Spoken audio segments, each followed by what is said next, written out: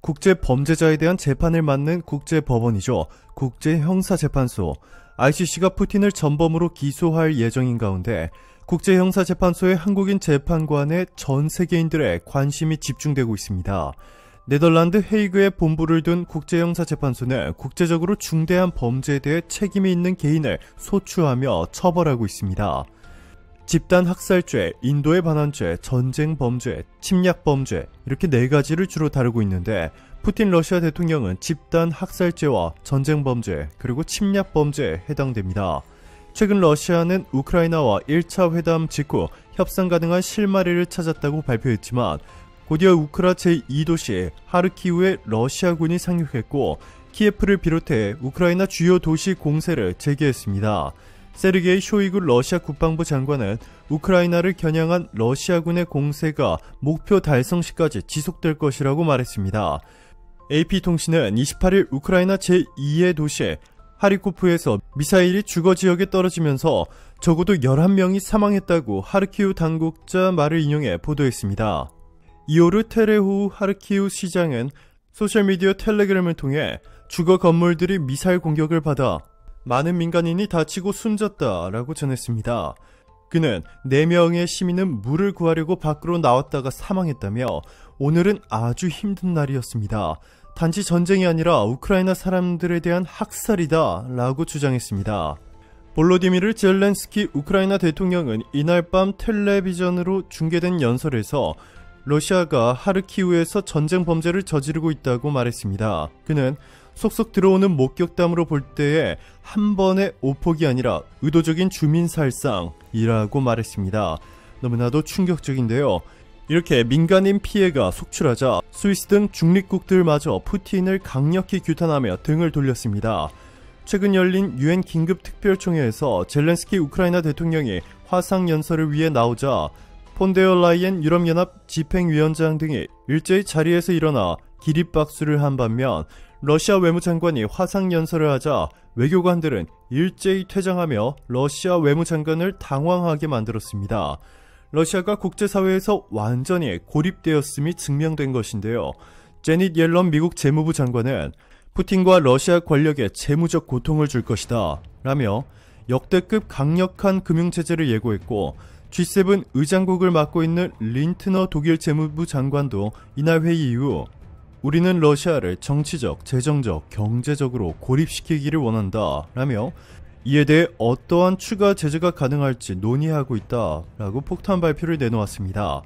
이에 결국 푸틴의 최측근들도 푸틴의 전쟁을 멈춰라 라며 뜯어말리기 시작한 것으로 전해졌는데요. 지난 27일 가디언 등 외신에 따르면 우크라이나 태생의 러시아 억만장자 미하일 프리드먼과 러시아 기업인 올레크 데리파스카는 이날 전쟁에 대한 반대 의견을 표명했습니다. 포브스 선정 세계에서 128번째로 부유한 인물인 프리드먼은 사모펀드 회사인 레터원을 경영하고 있으며 러시아 최대 사모은행인 알파뱅크를 설립한 인물입니다. 러시아 최대 사모은행의 알파뱅크는 푸틴의 자금줄이라고도 볼 수 있었는데 이 자금줄이 완전히 끊겨버리면 더 이상 푸틴이 전쟁을 지속하기가 불가능해집니다. 세계 최대 알루미늄 회사 루살의 총수이자 블라디미르 푸틴 러시아 대통령의 측근으로 알려진 데리파스카도 그의 텔레그램 계정을 통해 평화는 매우 중요하다 라며 가능한 빨리 평화회담을 시작할 것을 촉구한다 라고 밝혔습니다. 이렇게 푸틴의 최측근마저 푸틴을 손절하고 나선 것은 푸틴이 곧 국제형사재판소에서 강력한 처벌을 받을 것이라는 관측 때문입니다. 지금까지 국제형사재판소의 처벌 사례를 보시면 2012년 3월 14일 국제형사법원 사상 처음으로 유죄 판결을 콩고 민주공화국의 반군 지도자 토머스 루방가에게 징역 14년형을 선고하였습니다. 2012년 4월 26일에는 국제형사법원 사상 처음으로 국가수반 출신에 대한 유죄 판결을 라이베리아 전 대통령 찰스 테일러에게 징역 50년형을 선고하였는데요. 이 판결은 국제재판소가 전직 국가 원수를 단죄를 한 2차 대전 종전 후 독일 나치 전범에 대한 뉘른베르크 재판 판결 이래 처음입니다. 푸틴이 우크라이나에 끼친 피해 규모를 고려하면 최소 100년 이상, 사실상 무기징역의 징역형에 예상되고 있는데요. 놀랍게도 푸틴을 전쟁 범죄자로 기소하는 중심에는 한국인 재판관이 있었습니다. 국제형사재판은 예심재판, 제1심재판, 그리고 마지막으로 항소재판, 이렇게 총 3단계에 걸쳐 이루어지는데, 예심재판에서 내려진 판결이 제1심과 항소재판에서 바뀐 적이 그렇게 많지 않기 때문에 사실상 예심재판의 판결이 가장 중요한데요. 놀랍게도 예심재판에서 가장 영향력이 강한 인물이 바로 대한민국의 정창호 재판관입니다.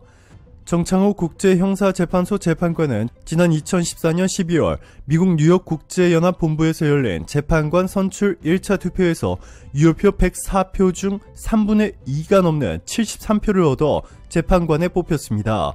당시 1차 투표에서 3분의 2를 넘겨 당선된 사람은 정 재판관이 유일할 정도로 엄청난 지지를 받았는데요.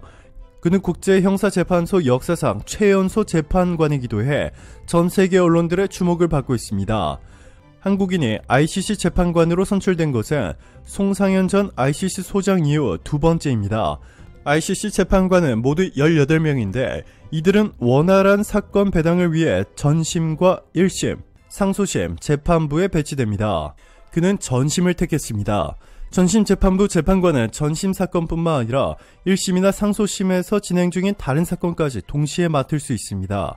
정 재판관은 취임 직후 ICC 역사상 가장 큰 사건인 콩고 민주공화국 사건의 1심을 맡아 지난 7월에 판결을 선고했습니다. 콩고 민주공화국의 반군 지도자 토머스 루방강에게 징역 14년형을 선고해 콩고 국민들뿐만 아니라 평화를 원하는 전 세계인들로부터 환호를 받은 바 있는데요. 이번에는 우크라이나를 넘어 유럽의 평화를 위협하고 세계 공급망을 철저히 무너뜨린 죄로 최대 100년 이상의 징역형이 기대되고 있습니다. 일각에서는 푸틴이 파킨슨병에 걸려 퇴임하기 전 마지막 발악을 하고 있다고 주장하고 있습니다. 우크라이나를 침공해 전 세계의 비난을 받고 있는 러시아의 블라디미르 푸틴 대통령. 이런 푸틴에 대해 영국의 더 선지는 3월 1일자로 그가 파킨슨병을 앓고 있을지도 모른다고 보도한 바 있습니다. 이에 따르면 러시아의 정치 분석가인 발레리 솔로베이는 푸틴이 움직일 때마다 다리를 계속 움직이고 손가락을 실룩거리는 등 파킨슨병의 징후를 보이고 있다라고 말했습니다. 솔로베이는 2020년 푸틴이 암으로 치료를 받았다는 주장을 한 바 있습니다. 파킨슨병은 손떨림, 근육구름, 느린 몸동작이 특징적인 뇌질환입니다. 나이가 들수록 병에 걸릴 확률이 높아지고 뇌 속에 도파민 세포가 없어지면서 생기는 병입니다. 명확한 원인이 알려지지 않은 특발성 파킨슨병과 약물 과다 복용, 동맥 경화증, 뇌종양, 뇌염, 외상, 연탄가스 중독 후 후유증으로 발생하는 2차적인 파킨슨병이 있습니다. 이 때문에 푸틴 러시아 대통령은 조만간 퇴임할 것으로 관측되고 있는데 이를 대비해 푸틴이 형사처벌을 받지 않도록 하는 법안을 추진했던 것이 밝혀지면서 충격을 주고 있습니다. 영국 BBC 등은 17일 러시아 하원이 전임 대통령과 가족이 경찰 수색과 신문, 재산 압수 등을 당하지 않고 반역이나 특수 상황에서의 중대 범죄가 아니고서는 어떤 범죄 혐의로도 기소되지 않도록 하는 내용을 골자로 한 법안을 통과시켰다고 보도했습니다. 러시아 관영 통신사 타스에 따르면 이날 러시아 모스크바 크렘린궁에서 푸틴 대통령은 전직 대통령과 그 가족들에 대한 면책 특권을 허용하는 법률에 최종 서명했습니다. 타스는 해당 법안에 따라 향후 임기를 마친 러시아 대통령은 형사, 행정 책임을 면할 뿐만 아니라 체포와 구속, 압수수색, 조사, 검색 등도 적용받지 않는다고 설명했습니다. 뿐만 아니라 면책 특권은 전직 대통령에게 속한 업무 거주시설과 차량, 통신장비, 문서 및 화물, 교신 등에도 일괄 적용됩니다. 원래는 2024년에 임기를 마치게 되는데 파킨슨병 때문에 이르면 올해 말 퇴임하게 됩니다. 그 전에 우크라이나와 전쟁을 일으켜 러시아 국민들의 마음을 하나로 단합시키려 한다는 분석도 나왔습니다. 하지만 국제형사재판소가 있고 그 중에서도 콩고 민주공화국 반군 지도자에 14년형을 내린 경험이 있는 한국인 재판관이 있는 한 푸틴은 결코 전쟁 범죄자로 법의 심판을 피하기 어려울 것으로 보입니다. 오늘도 감사합니다. 최고로 멋진 하루 보내시길 바랄게요.